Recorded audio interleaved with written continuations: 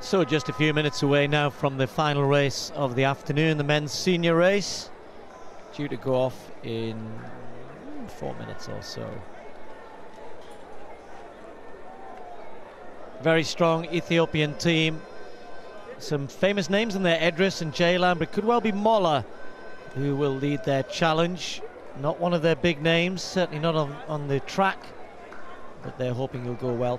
Cheptegei, big support, including of course Stephen Kiprotich there for Uganda, and Cheptegei hoping to go well. Kiprotich will hope to join him.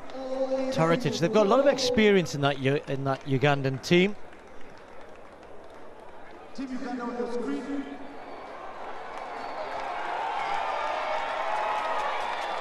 No British men, despite the prominence of British distance running at the moment. All of our big names with other challenges ahead this year. So Kenya, with the names you look down that, Jeffrey Kamworo, big question marks over, can he run as well, or is he running as well as we've seen over the last 2 years? Not so much perhaps on the track last year, but he very much the big name in that Kenyan team, but again full of experience. If he's not on top form to defend his title, then there'll be one or two others hoping to pick up the mantle for Kenya.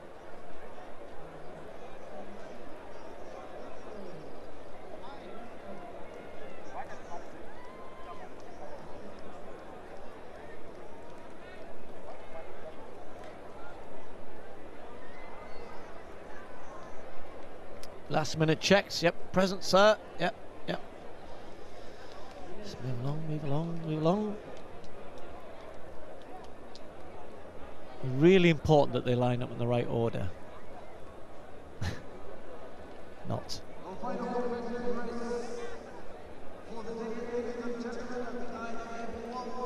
It is important for the official. Absolutely. Would you favour an inside draw or a draw on the far side?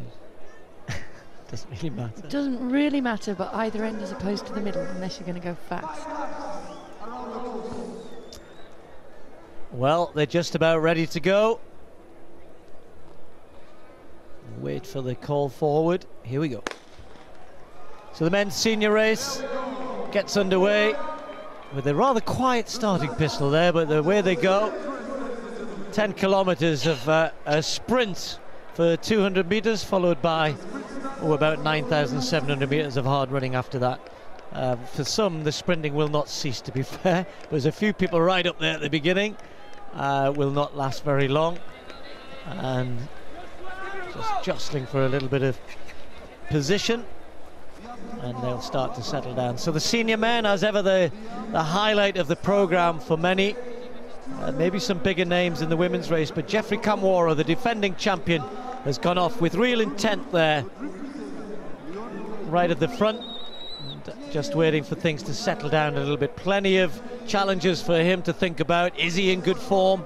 Is he going to be able to reproduce the performance from 2 years ago, which carried him through 2015 and 2016? A year ago, almost a year ago to the day, he won that brilliant half marathon world title in Cardiff when he fell at the start. Well, thankfully for him today, that's maybe why he started a little bit quickly there, Paula. He thought, no, that's not going to happen to me again. It was an incredible performance to fall and get up and win that race, but thankfully for him, safely off and safely near the front. Maybe if he'd had spikes at the start of that race, he might not have slipped in Cardiff. It would have helped him.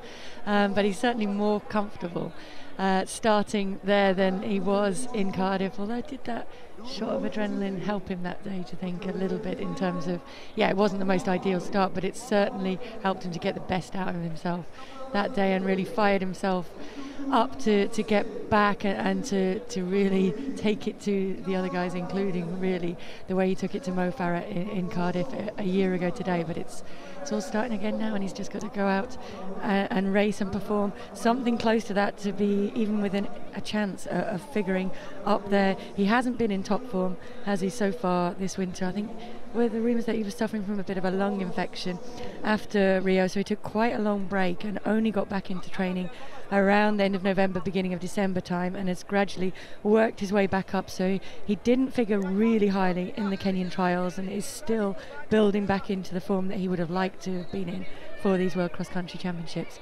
Is him on 90% form, still good enough though to be really competitive here today.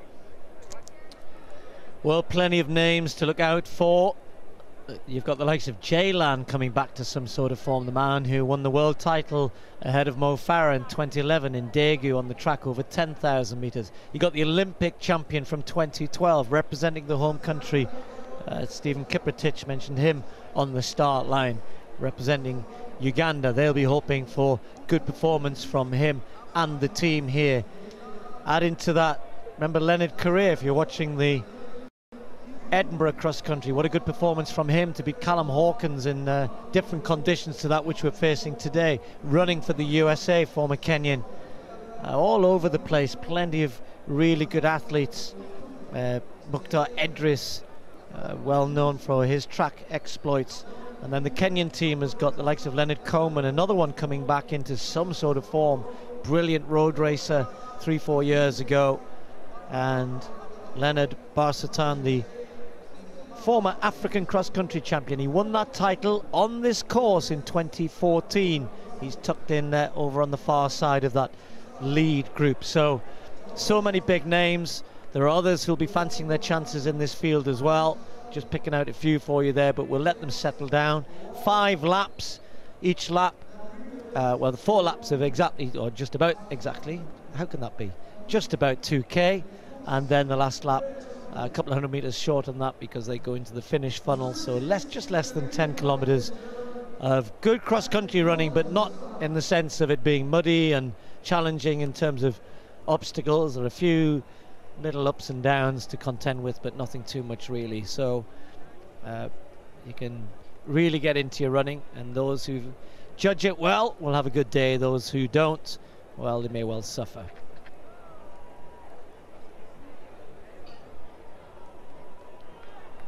Well, the Ugandans will be hoping that they can cheer their men to at least a medal, either individually or in the team race. After winning the junior gold medal, then they'll be hoping for more of the same here. Pace looks pretty, despite the big group, Paula. I mean, they haven't looked as though they've settled down too much yet. Still sort of looks as though they're pushing on at the front a little bit, but look at that. Lots of people close up. And well, some of those are going to pay a little bit further down the line, that's for certain, as they come to complete the first lap.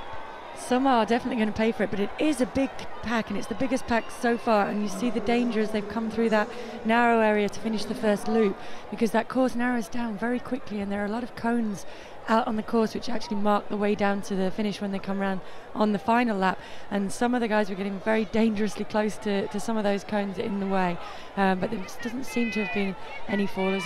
They've negotiated the logs with a little bit more ease than they actually negotiated the cones, and then now it's Rono temporarily at the front, just starting to push on it a little bit, but nobody really wanting to pick it up anything from this, because it is already ticking along very, very fast and not really having much inroads on the pack. The numbers there are still big. We can see there's that little bit of gap back to the first Australian athlete, and that is quite a big bunch in front of him.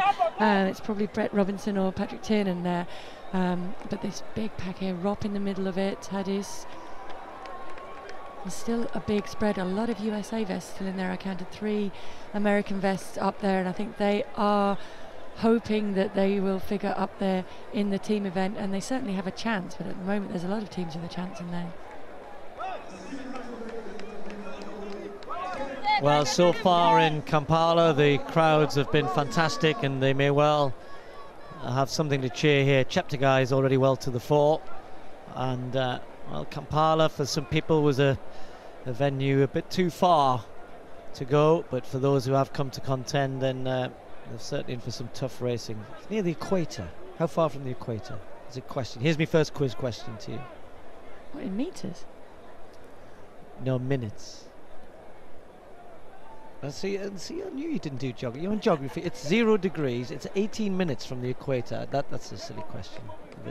That's a silly answer to the silly question. It is very close. About an hour's drive to the equator, and yet the temperature is about 25, 26 degrees.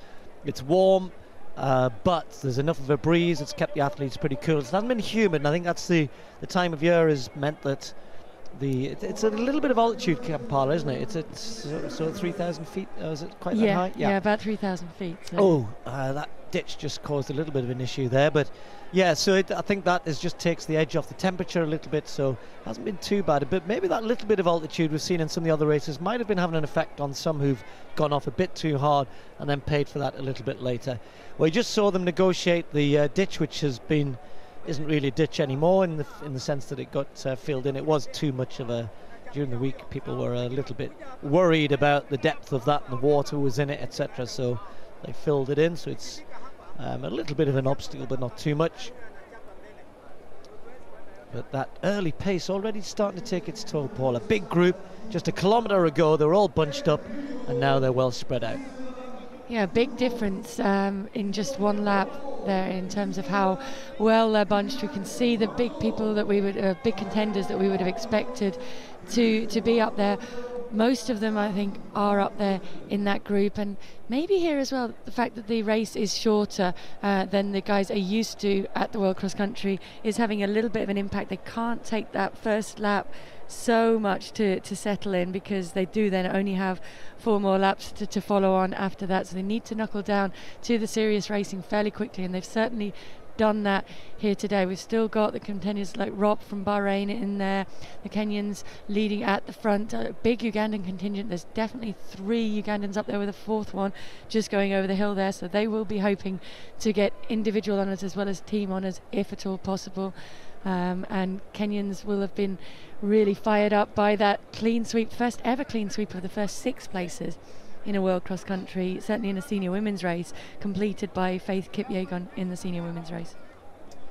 Yeah, remarkable that, wasn't it? Was Algeria was trying to get in there for Ethiopia, and Kipyegon just got a little bit of track pace to hold her off, and I'm not sure she would have been aware of the significance of that, but top 6, first time that's ever been done in the senior women, so well done to Kenya in that, and they'll be hoping for more of the same here in this men's senior race. Cheptegei of Uganda in the yellow, but well to the fore.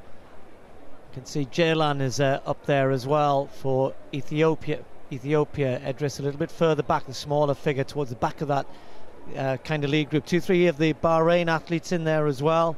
Watch out for Ayalu, who's been going well. He won the Seville cross country. El Goibai was second there, was in the top 10 2 years ago. So Bahrain with Albert Ropp as well in that lead group. So still settling down as they approach the closing stages of the second lap already, and I don't know if they're getting nervous, but I'm getting a little bit nervous because our computer results is struggling to give us an update on what happened in lap 1, so I'm hoping that it comes to life at the end of lap 2. Otherwise it's going to be difficult for us to keep you updated with how teams are progressing a little bit further down, although we do have our abacus nearby. So Uganda up there with 3 in that leading group. There's Moller is towards the back of that group, Paul. I mentioned him right at the very beginning, and a lot of talk in the Ethiopian contingent about him. He's become one of those rare animals that's won the Ethiopian track championships as well as cross country. But he's not a big name. He's never really had the chance to show what he can do on this sort of stage. So the fact that he hasn't started so quickly Well, that doesn't all go well for him, does it? He's well back. There's Jaylan, the first of the Ethiopians, just coming into the picture now. And then Molla, there he is, right at the back of that lead group, and already seems to be struggling with this pace. Yeah, he's just struggling to hold on to the coattails of Mukta Edris just in front of him, who didn't run at all well in their trials, but was apparently injured and doesn't look as though there's too much wrong with him there today. So Mukta Edris at his best, that's him now just moved up onto the shoulder of Jaylan, and he is very much involved in this race. Molla was struggling to stay in contact. We'll have a look. Yeah, he's just drifted back even further now, and I think that once that gap opens up in this race, he's not going to be able to work his way back. We're not seeing any reckless surging at the front of this race. We're seeing a sustained increase in pace, and if you're not able to go with that, working your way back to it is going to be very, very difficult. Rop looks comfortable, doesn't he, in the red of Bahrain, and the Bahrain team actually wear two different vests. Some of them are all red and others are more white. That's helpful. Eritrea, Kifle up there, that's a very famous Eritrean name, isn't it? Kifle, and that's the younger brother of Jonas Kifle, and he's got himself well involved. And as Paula was saying there, Edris is already struggling with the Ethiopians. It's just, you know, sometimes we have seen the Kenyans get a little bit carried away in the early stages, but a little bit of a check there coming around the corner, tight 90-degree turn. But given the experience of the people in the race here, of the men's race, sometimes you can think in the junior race, maybe they're overcooking this, but in the men's race, less likely to happen. Anyone who's forging at the front is obviously thinking, I feel good today and I'm going to go on. And you can't afford to sit off. You just can't give people, you know, that ground and that, because you know, in that group there's going to be 4 or 5 who are just going to keep pushing on.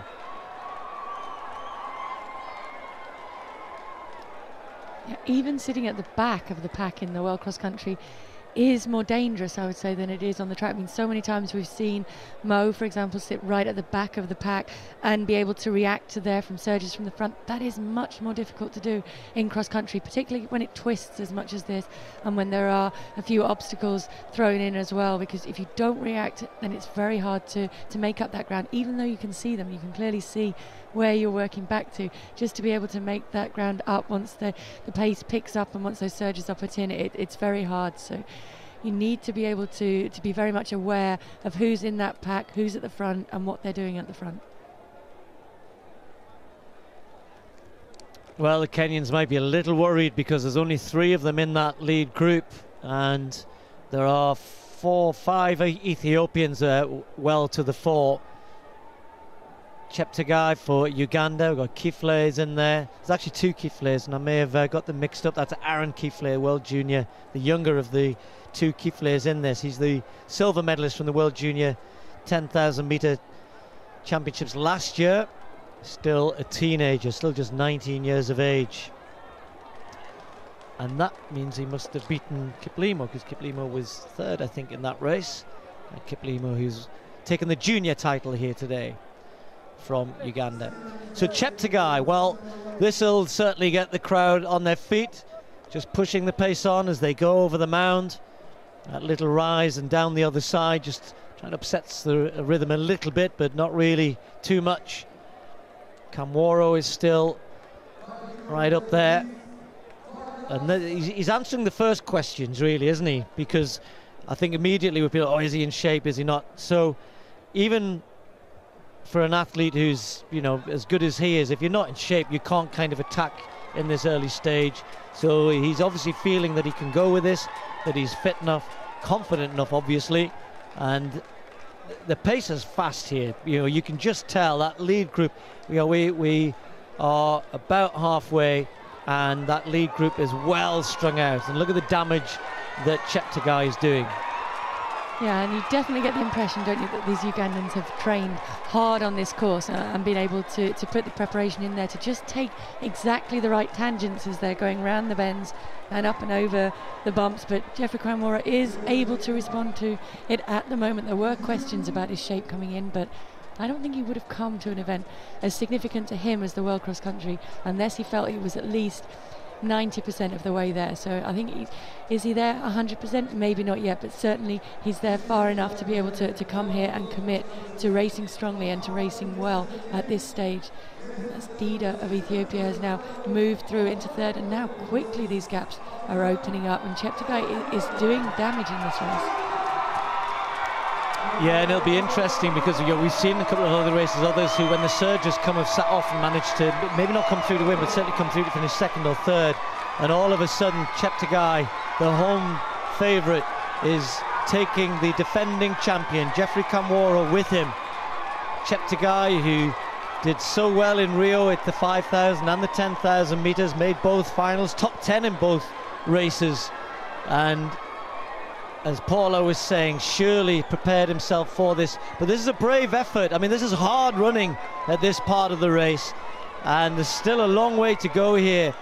Couple of laps, 4 kilometers of running, but he's decided enough is enough. I'm going to try and win this. I'm going to try to take on the great Geoffrey Kamworor, who's just starting to roll a little bit. Kamworor looks as though he's working hard here, as the Ugandan flags already being flown. Way too early to start celebrating, guys, but Cheptegei is giving them plenty to cheer about. Yeah, it's too early to celebrate, but it's never too early to let him know that you're there supporting him, and to give him the boost that he will certainly be receiving from this crowd and from running well on home soil, and what that can mean to him. We can talk about whether we should have sent the World Cross Country to Uganda. Has that reduced the number of teams going there competing? But for the Ugandans, it's hugely significant. They've always supported the World Cross Country, and they will have really prepared strongly to be able to put on a really, really tough performance and really strong performance here, and take home, bring some medals to them that were going to stay in Uganda as a lasting memory of these championships. Well, he's running really strongly, isn't he? He's, if he can maintain this, he's just going to run away and win it. So that's the question. If he's getting too carried away, I mean, sometimes the support can get the adrenaline going a bit too much, and you can get carried away a little bit too early and use up energy that you need later on. But look at how he gets up that hill there. Kamworor trying to chase him. Now he's going to have a tough race there. These two have pulled away quickly from the chasers.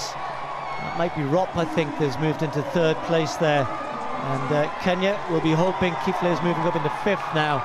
Kenya will be desperately hoping that they can win this team race. If they're not going to win it individually, they definitely will want to win it in terms of the team race ahead of Ethiopia. And can Uganda get on the rostrum as well? Well, sadly, again, I'll apologise.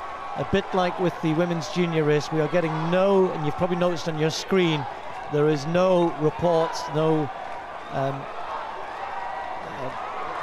what's the word I'm looking for? Data, that's the word, thank you, Paula, around the positions from the transponders that the athletes are using. So for whatever reason, that's not working here. So now, is that Rop who's moved already ahead of Kamworor in the background? Cheptegei forging on. This time, Paula, he'll hear the bell, and that in itself will be a massive encouragement to him.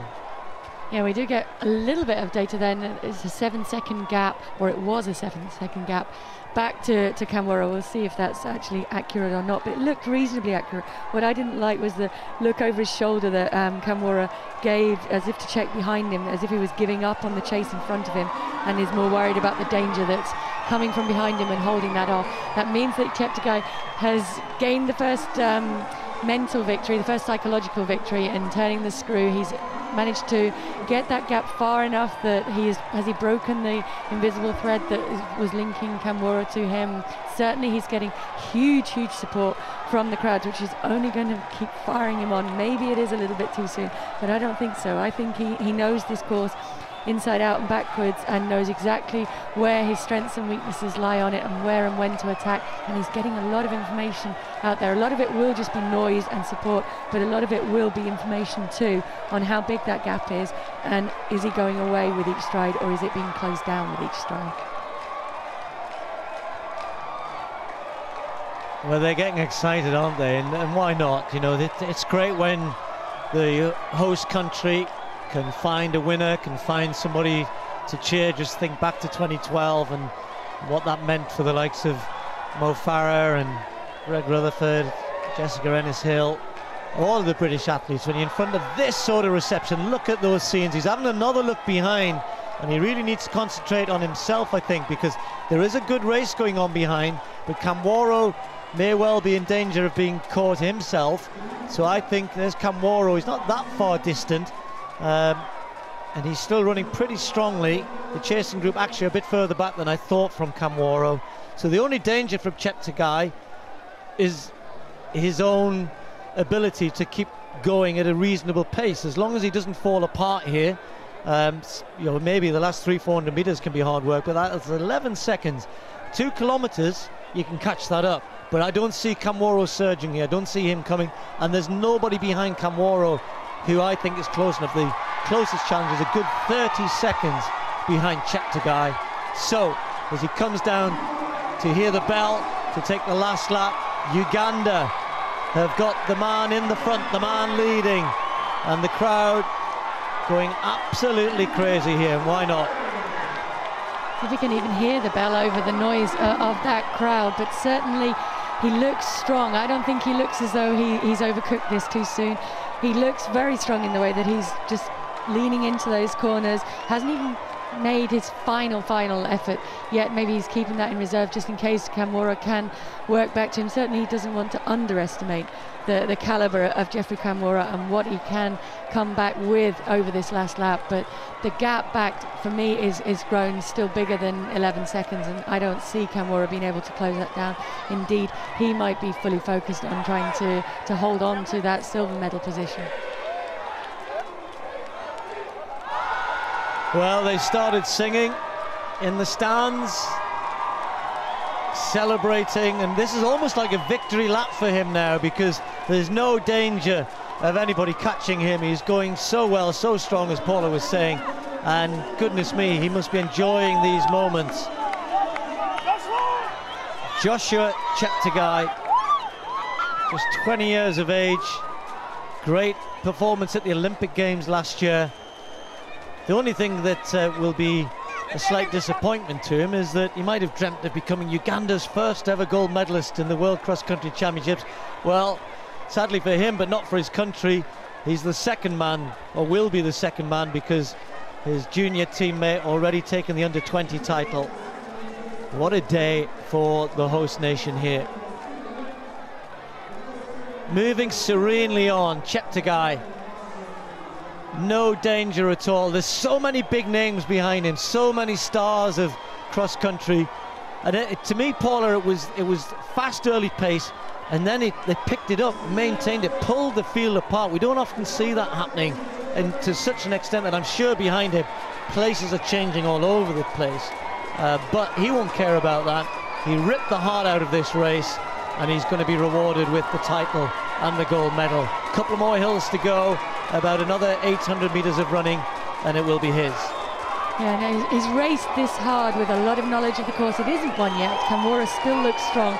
He certainly isn't fatiguing fast behind, but he just isn't able to raise his pace enough to be able to compete with the pace that Cheptegei is putting in at the front. And you have to think Stephen Kiprotich, a lot further back somewhere in this race, we can't tell you how far back, will have been a huge inspiration to this guy growing up. And I'm sure that the likes of Cheptegei, Kiplima will have been here and trained, as I've said, over and over on this course and worked out their best strategy. The Kenyans are very famous for working on their strategies to come away with World Cross Country victories, but the Ugandans have really worked hard and planned this, and it'd be good to see the team come through and be able to do something as well. I'm getting worried for him. He's got to use these back markers if he's going to win this race, because Kamworo is charging now. And the crowd is celebrating. We've almost been celebrating on his behalf, but he looks very tired. And that knee lift is gone. His stride length has shortened. The arms are trying to work, and he's anxiously looking behind, because Kamworo is on the charge here, and there's still about 600 meters left. And he's nearly tripping up. This could end up really sadly for Cheptegei, who's led this race. I said he ripped the heart out of it, but has he, in so doing, destroyed his own chances? Kamworo is reinvigorated. The defending champion is now only 2 seconds behind. Oh dear me, poor Cheptegei is completely gone. It's like he's running through quicksand, and you can just see that that's like a big whack in the stomach as Kamwora runs past him. And it's a big boost for Kamwora, but it must be breaking the heart of Chemutai there, who really needs to keep going to hang on to the silver medal now, because he will be coming under threat from the athletes behind. Well, I said, Paula, it was so hard, wasn't it, after that big, to go so hard in the middle of the race. You've got to be really confident about maintaining that. And although Kamwora did his best to go with it, he couldn't. He's just coming out the other end of it stronger. And sometimes when you give up a little bit and let the guy go and the guy keeps pushing on, yes, you can sort of maintain your pace a bit better. And then all of a sudden you realise that the guy in front, I don't think Kamwora's picked it up that much. He's just maintained. What's happened is Cheptegei has completely fallen apart. Really sad.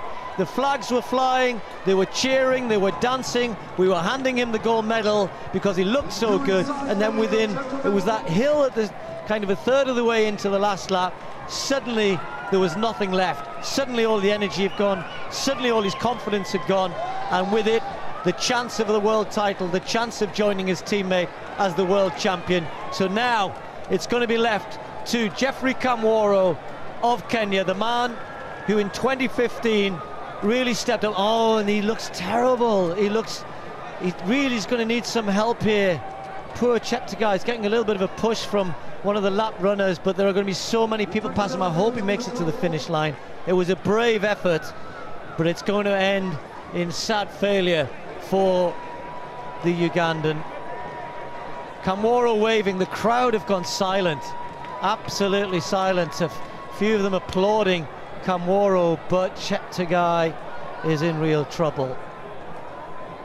And it's so sad to see. I hope he's okay. So Geoffrey Kamwora defends his title. He's run really strongly. When he maybe thought the race had gone, he kept going, he kept plugging away, and he's rewarded with another world title to add to the world half marathon title he won last year, and this title that he won 2 years ago. Gold medal for Kenya. Barsaton is going to take the silver medal. He stayed strong as well, and then there was lots of changes behind in terms of the positions, and it's going to be Hadis who comes in to be the first of the Ethiopians, and then we'll start counting for the team. But all eyes and all hope and all fingers crossed for Cheptegei that he can make it to the finish line. A heroic performance from Kamwora in the front, but it will be an equally heroic achievement if Cheptegei can get to the finish line. Really worried for him now as we see the other runners coming in, and of course the Kenyans will be celebrating. Toratich, the first of the Ugandan athletes, he will have passed his teammate on the way in. Jaylan, the former world champion there, Coman there, and still Cheptegei is still waiting to come, and I hope that they're ready for him, and I hope that the medics are ready. Yeah, I haven't ever seen an athlete come apart that badly in a cross-country race. I mean, in the marathon you see things like that happen, but he's really, really in difficulty there, and I do hope that somebody's there at the finish for him. Joshua Cheptegei run himself into the ground in trying to win the gold medal for his country and for his team in front of his home crowd. What an effort from him, and he is going to make it to the finish line. So sad. I hope he gets some attention straight away.